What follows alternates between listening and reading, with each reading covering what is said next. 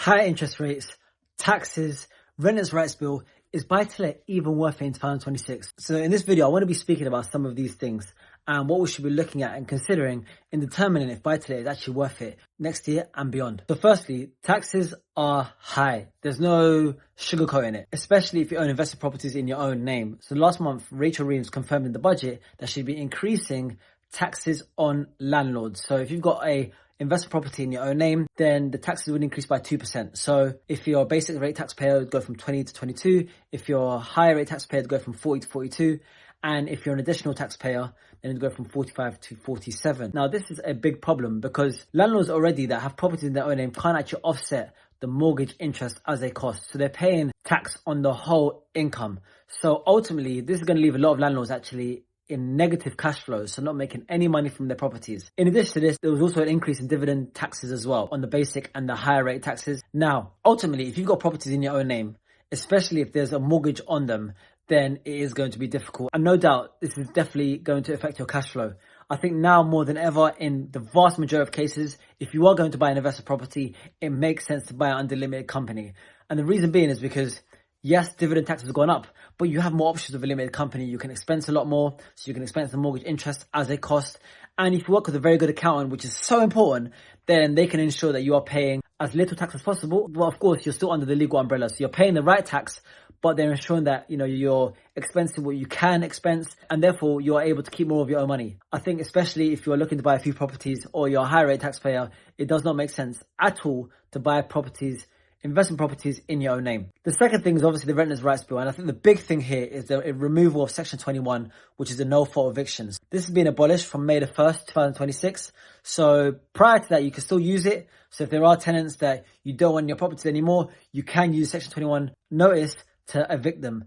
And I think that this is making a lot of landlords panic. And I do get it because it ultimately means less control. You need a legitimate reason under Section 8 to get rid of a tenant. So things like rent arrears, antisocial behavior, you want to sell the property and things like that. Now, the thing is here is historically, and I know this from speaking to landlords, is that a lot of landlords have actually just used Section 21 even when the tenant was in rent arrears because it was just a quicker, more efficient way to get rid of the tenant. Now, the rent that they will lose, they'll just chalk it up, chalk it as a loss, and then put another tenant in the property. Now, though, all landlords would have to go through the Section 8 route. Now, although one side of it does definitely give more protection to tenants. On the other side, though, it means that actually every tenant that's been evicted from May the 1st onwards will be down the Section 8 route. Now, if it is for things like rent arrears, what that will mean is then actually landlords are going to be putting CCJs on these tenants' credit files. And what that will then mean is actually that other landlords will then be able to see this and then not rent to that tenant. So a tenant previously that was able to get away with not paying rent and things like that will not be able to do that going forward because they're likely to have now a CCJ on their account because they're going through the Section 8 route.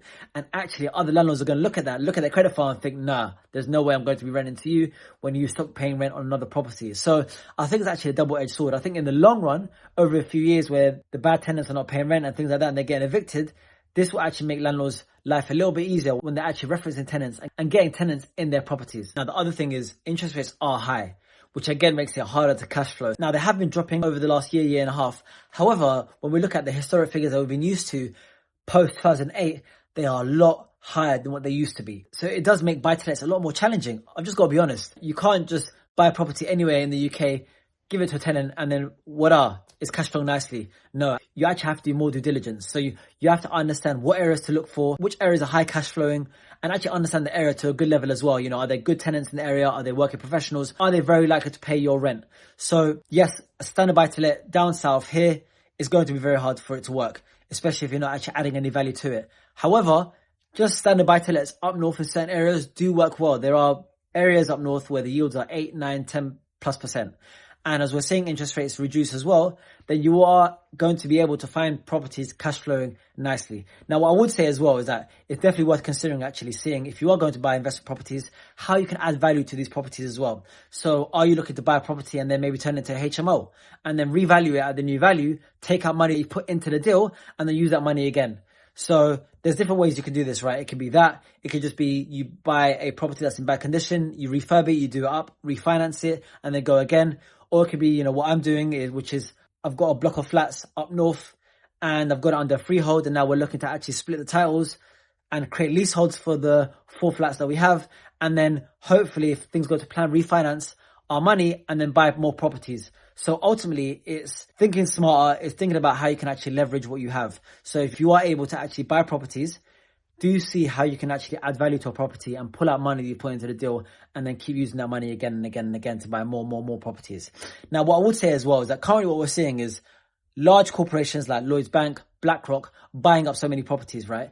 And they're doing this at scale. Now, for me, what this suggests is that actually, if they're doing it, they must be seeing something that we're not seeing. At the same time, what we are seeing is the average landlord selling up. We're seeing landlords sell up at a high rate as well. So what that's going to mean is actually, if landlords sell up, yes, some of these properties will be bought by these large corporations, but some of them are just going to be bought by owner-occupiers that are looking for a place to live.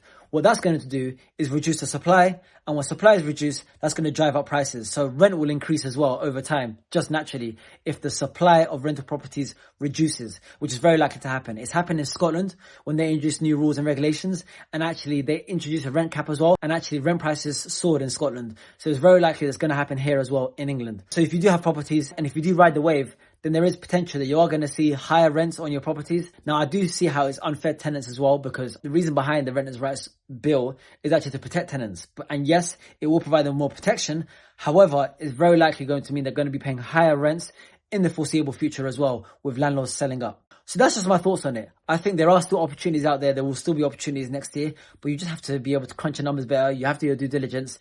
And also you have to ensure that you're vetting your tenants properly as well. So prospective tenants that want to live in your property, you have to make sure more than ever that you're doing every single background check that you can to make sure that they are a tenant that's going to be good. They're going to look after your property and pay your rent on time.